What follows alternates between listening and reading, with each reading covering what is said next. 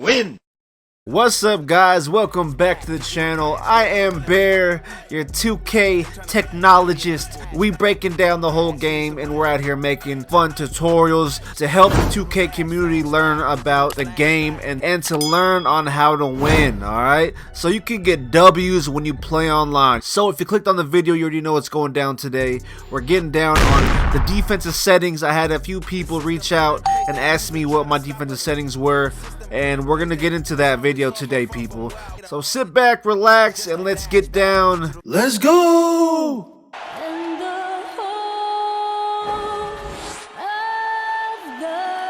Who is that? So the way you get into your defensive settings, for one, not everybody knows about this, okay? But you have to press start. When you're playing online against somebody, there is a time limit, okay? So you got to be fast and efficient on what you got to do. That's why we're going to practice it right here, right now, okay? What you got to do is go to game plan, defensive settings, boom, right there. Looking at this firsthand, it's a lot, okay? It's a lot. We're gonna read and break down the ones that I use, okay? The ones that I use for the most part. Tip number one, I will start out with this. You gotta think about and know the other team's personnel. Not every team is the same. You can't do these defensive strategies on every team. It needs to be literally catered to every team you play, okay? Because some teams are good shooters, some teams are horrible shooters. Never go into this and automatically change it the same way for every team, okay? So that is my first step of advice. Scout the other team, know their key players, know their positions, so you can hone in and try to lock down those players, okay? On ball pressure defense, that means when you're guarding the guy dribbling the ball, okay? To break it down, when you give the ball handler a gap like this,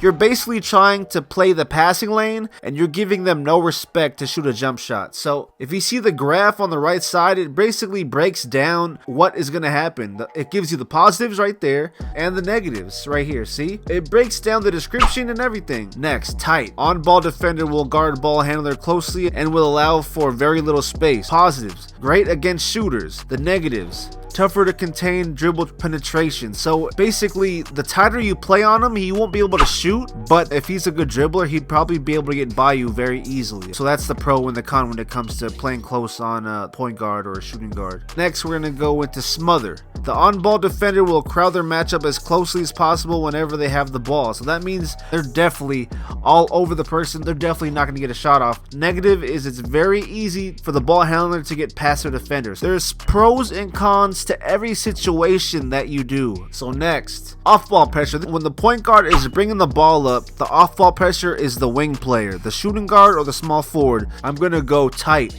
Alright, I want to stay close to them, so if they get the ball, they're not in the shooting motion, you know what I mean? They don't get the ball for a catch and shoot. I'm going to stay tight on the shooters. Next, force direction. I don't really use it as much. The force direction is basically the way your guy is playing defense. You're going to funnel him. For this one, it's to the middle. You force everything middle. On ball screens, this is big. This is basically how you defend a pick and roll. You have a few options. Go over is when the on-ball defender will go over the screen, meaning they'll fight through the screen to try to stay with the point guard or the ball handler. And then next is going to be go under. You could go under the screen, but that being said, if the point guard is a shooter, that's an easy three-point shot because you're going all the way around. That split second could leave the ball handler wide open. I would go over the ball screen if he's a shooter, and I would go under if he can't shoot at all. I'm not reading the positives and negatives every time. I'm going off my knowledge of basketball. So a hedge meaning when there's a pick and roll, they step up. No hedge meaning that they step back. So when there's no hedge, it's basically meaning that you're trying to block the drive, okay? The ball handler is good at slashing to the rim. This is when you use no hedge, okay? But if your guy is a shooter, you use a hedge. So the hedge player will step out to prevent the ball carrier from turning the corner. They help, they show. It's hard hedge is where they really show, where they really come out to defend the point guard or whoever has the ball. So a double is whenever there's a screen, the help defender will double the ball handler. Every time they run a screen play, you go straight to a double team. Post players, this is to help prevent the pass from getting into the paint. So what I do personally is I go behind all. So you basically have to play man up. one-on-one, mano a mano. I want to make sure every time that my guy is closer to the basket, because whenever there's a shot up, they can box out the player and get the rebound. So I want my players closest to the rim so they can box out and contest all shots, get blocks. Off-ball screen. Off-ball screen is when the offensive team is running a play or running screens for their shooters, and this is basically what your defender does to cover them. I would probably say go over all screens, because if you go under the screen, you get too much separation and the player would be able to get the shot off too easily. So you can go under the screens, but this has to be for players that aren't deadly shooters. If not, you're giving that player, that shooting guard, small forward, way too much room, okay?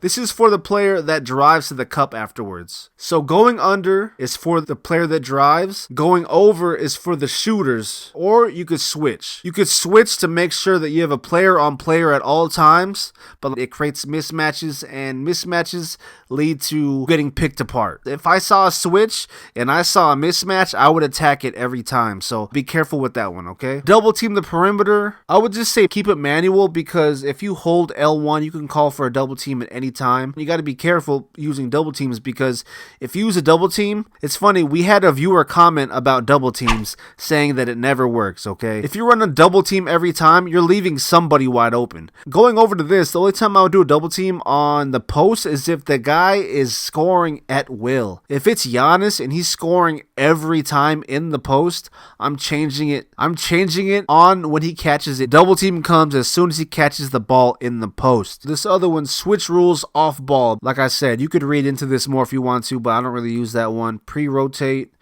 This setting is for bringing other defenders over to contain the drive. So this one is about ball rotation. When the ball is on one side of the floor, they send help. Thus, the weak side defender will shadow more in the middle of the floor, so it's more help. I might use that actually. Screen help rules. The initial help man will come over to stop the roller, but there will be no rotation behind him. Alright, so I will tell you this. Try to only change the settings that you need. I wouldn't just change all of them willy-nilly just for the fun of it, because it will change the way your defense plays for sure. I would definitely read the descriptions on all of these before you get into it, because all of these change the way your team plays. The main three that I change every time would be off-ball pressure, on-ball pressure, and the post, okay?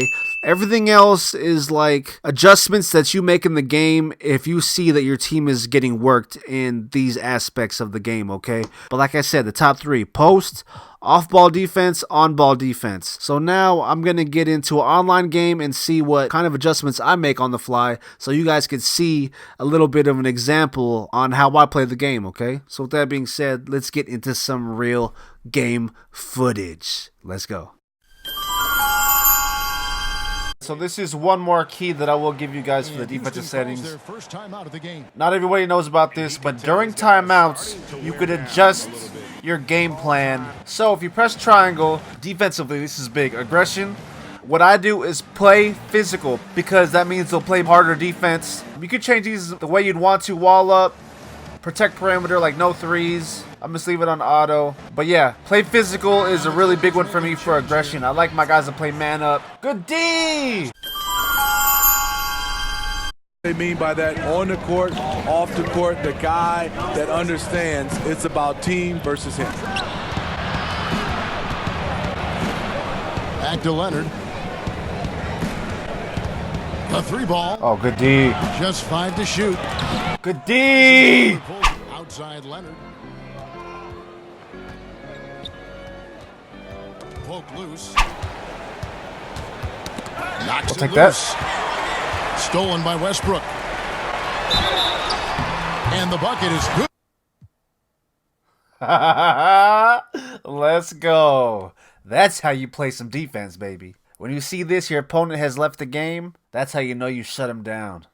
Alright guys, so that's going to be it for the video. I hope you guys liked this one. It was really fun to make. All of them take a while to edit and upload, so if you liked this video and if you stayed this long, please support the channel, like, subscribe, turn the notifications on, and also comment what you think we should work on next, guys. I'm out here grinding and working hard, so with that being said, it's been fun. Ooh, nasty. Seeing the channel grow just makes me want to make some more cool videos, and with that being said, we'll see y'all on the next one.